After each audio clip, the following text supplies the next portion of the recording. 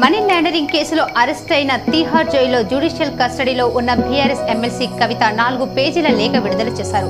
నేటితో judicial custody ముగియడంతో కవితను కోర్టులో హాజరుపరిచారు. సంత శ్రీ తపస్వి శ్రీ శ్రీ శ్రీ రామారావు మహారాజ్ విగ్రహ ప్రతిష్టాపన వేద పండితుల మంత్రోచ్చారణల మధ్య అంగరంగ వైభవంగా నిర్వహించారు. తాండావాసులు 2వ డివిజన్ పరిధిలో గల మాణిక్ భండార్ తాండాలో గిరిజనులు ఆరాధ్య గురువైన శ్రీ శ్రీ శ్రీ రామారావు మహారాజు విఘ్నపతి స్థాపన ఉగాది రోజు జరుపుకోవడం చాలా సంతోషంగా ఉందన్నారు. లక్ష్మీ కాల్వ ద్వారా యాసంగి పంటలకు నీటిని సరఫరా చేయాలని మంగళవారం రోజు ఉదయం ముప్కాల్ మండల కేంద్రంలో బీజేపీ నాయకులు మీడియా సమావేశం ఏర్పాటు చేశారు.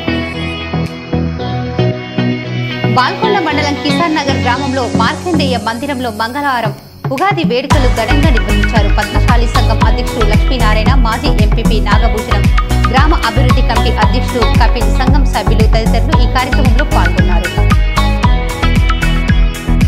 ఎడపల్లి మండలం నెహ్రూ నగర్ గ్రామం రాయల్ ఫంక్షన్ హాల్లో సోమవారం గ్రామ మాజీ సర్పంచ్ అమానుల్లా షేక్ ఆధ్వర్యంలో పెద్ద ఎత్తున ఇఫ్తార్ విందు ఏర్పాటు చేశారు.